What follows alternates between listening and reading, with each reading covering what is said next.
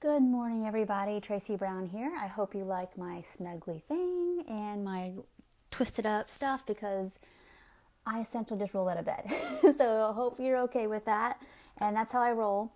Now, back from yesterday's post, I talked about pre-planning things. I do. I pre-planned talking about this video, but I didn't really plan to get up and look all great before getting going. So I just want to say that your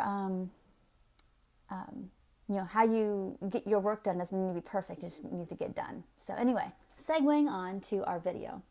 Well, this week is about mini transformations with our clients, places we got stuck that scared the bejesus out of us, whatever. And so today I want to talk about a current client I have, and probably one, if I fully get her permission, at some point to share in my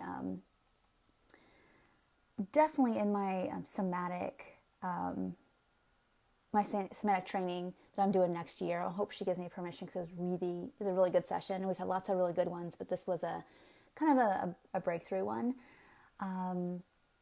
But if not, then I'll just kind of keep dropping little pieces as time goes by. But let's hope for that. But anyway, I wanted to share with you that this client in particular has, we will all work with different kinds of people, and we probably all have different kinds of temperaments and personalities we work with best. It's just easier. I wouldn't say that this is this client. So I just want to go do a flashback from 6 months ago when I first started working with her, and her energy is very kind of competent. It first comes off very competent. I've been to lots of therapy, and I know some stuff, and there's a little bit of fight energy in there, and that tends to be a client that I have for me personally, because of my own background, a little bit more okay, Tracy, I have to find my feet, get myself grounded, and then do what I know how to do, essentially, and be able to ride with her.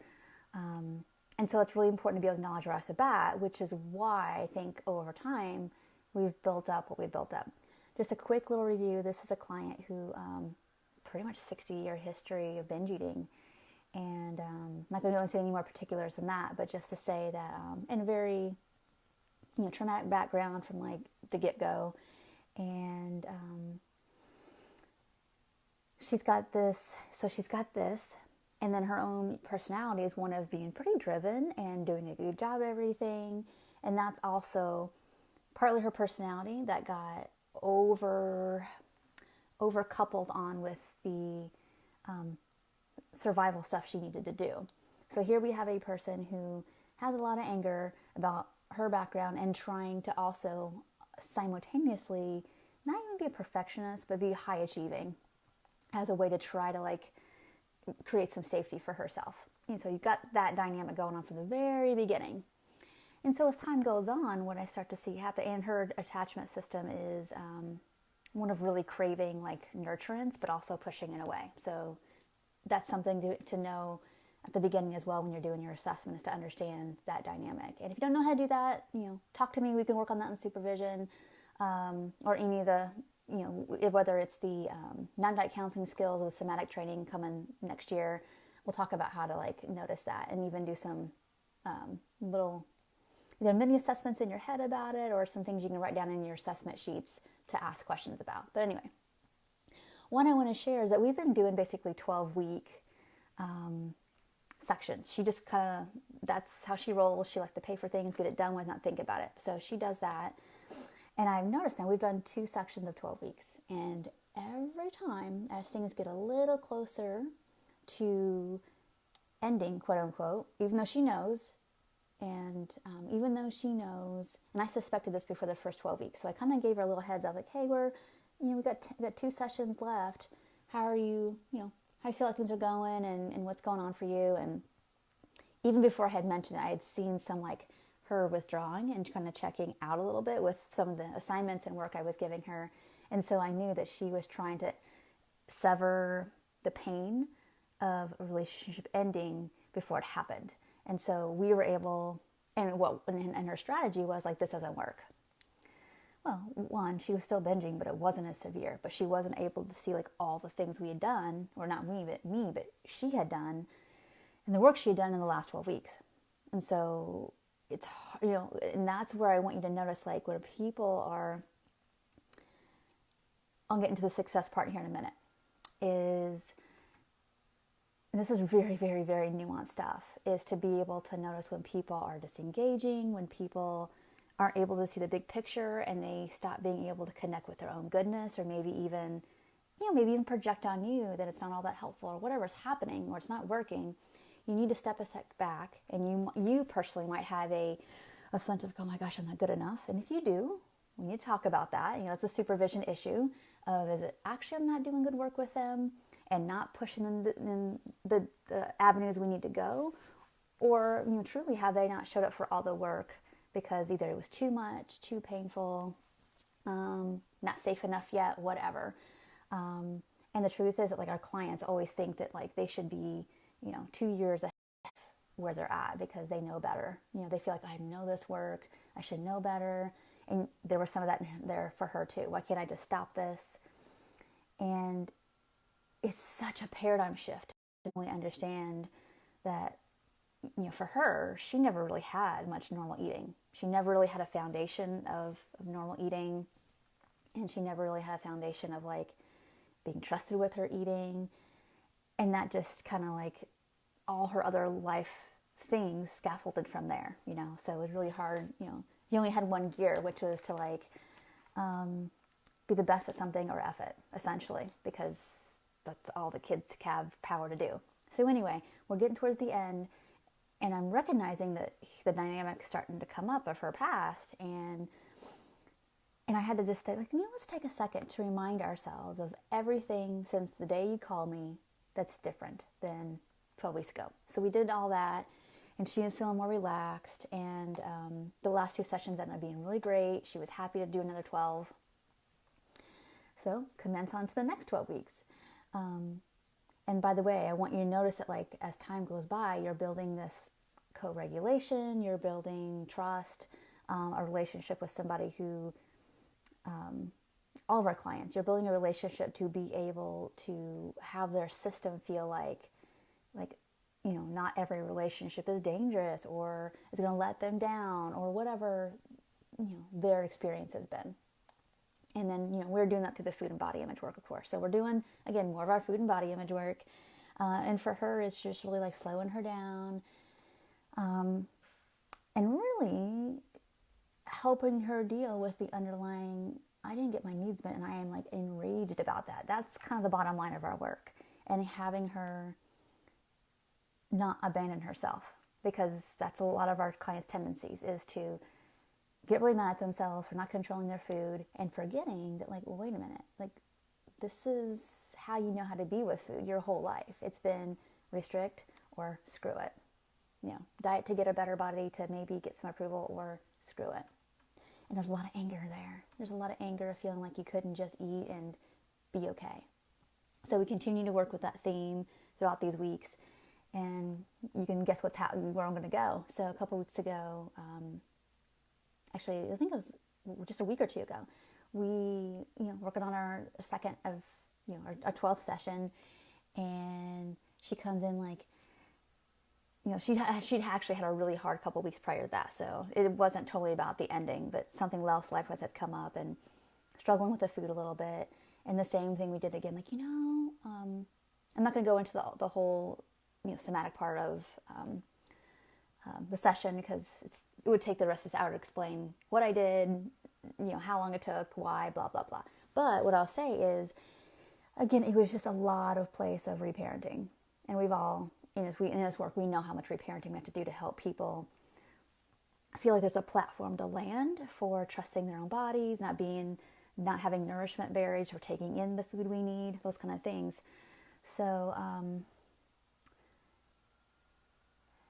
there was this moment toward the end of recognizing, as we were kind of doing some, a little bit of parts work and a little bit of, like, her as adult, me as adult, the little one at the moment that was so mad about not getting the food she needed.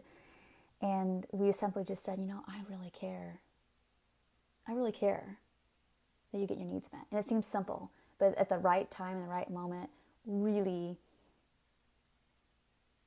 showing people like your genuine care in the most appropriate way possible, of course, is enough to sometimes jar that. And there's some of the things that happened in that session that gave her the opening and space to fully take that in, just take it in and believe it in her bones. Because a lot of our clients, like, okay, you care about me, but I pay you, or you're just a nice person, and whatever. Before that, there was some repair done around like being supported from somebody basically bullying her about her weight, and that was part of the work too. But just being able to get to that place where it's like, you've done such good work, and we can't abandon your little one now, and all the other parts of you now, and you now, with perfectionism.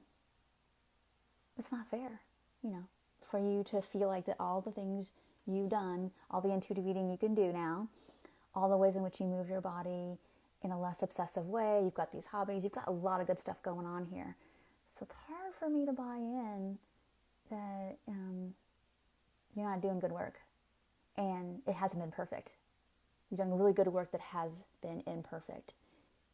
And people here being able to be imperfect and not do all the assignments timely or at all, or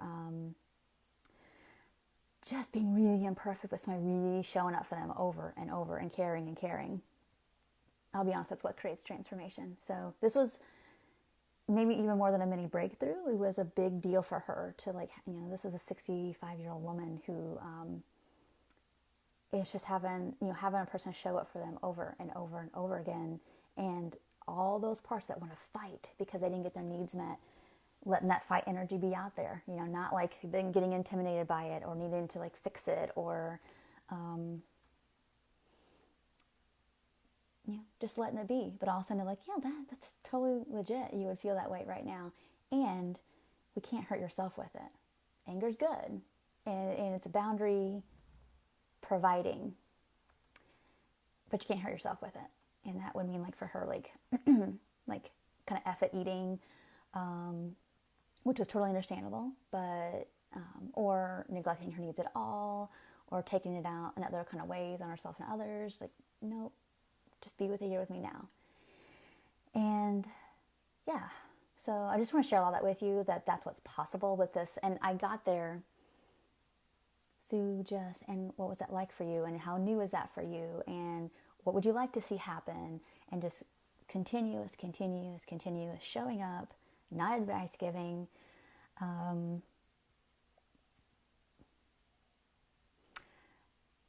not necessarily trying to get her to do anything, but also really keeping in the forefront of my mind, like, what are her goals are. I mean, she really wants to not binge, so I'm going to help you do, if that's what you want, that's healthy, I'm going to help you get it. So keeping so it's not, it's a, it's a process of like, you're kind of always pumping the, you're kind of keeping the gas on just a little bit and enough where she can that person can tolerate, like, towards her goals, but keeping like this kind of process of back and forth, like, let's slow down a second. I know you really want to be way out here, but we've kind of skipped 1, 2, 3, 4, 5, before. And so let's take a second, take a breath, find your feet. And so it's this back and forth process of like a little push, but then a whole lot of like, hang on a second, what are we overriding? And that's usually emotion. That's usually difficult experience. That's usually like tolerating not using the old strategies, whether it's binging, whether it's perfectionism, whether it's people pleasing, whether it's shutting down, whether it's not being able to take in care or help or whatever. So there's a lot going on there. So I just want to share all that with you, what's possible in this week of, our theme is, what are some things that were difficult that you're able to push through? Well, this is my 6-month story, and, there's going to be more to come with her, I'm sure. But you guys can do it. I know we can all do it. If you want to learn more about how to, do that kind of stuff, again, I've got my different self-studies, I've got supervision. Pretty soon I'm going to be opening up a kind of membership supervision site where I've got a couple different levels of things you can invest in, but they all come with like some sessions of like getting your your questions answered, and some time with me one-on-one in a group kind of setting to ask questions about client things and stuff like that. So I know supervision, when you're doing it like more long-term and consistently, can get expensive, because I did it. I don't know, I'm not even share with you how much I've spent, but immensely helpful, and I wouldn't pay double, to be honest, of how much it has helped me be more honestly useful for my clients. So look for all that coming up next year as well. Not lightly, but early. But I'm still trying to work out all the details. But anyway, I hope you all have a great week. Looking forward to hearing all you guys' Thanksgiving plans, your food plans with your clients, like what's working for you all, what you need help with, and I will hopefully see y'all real soon. Take care.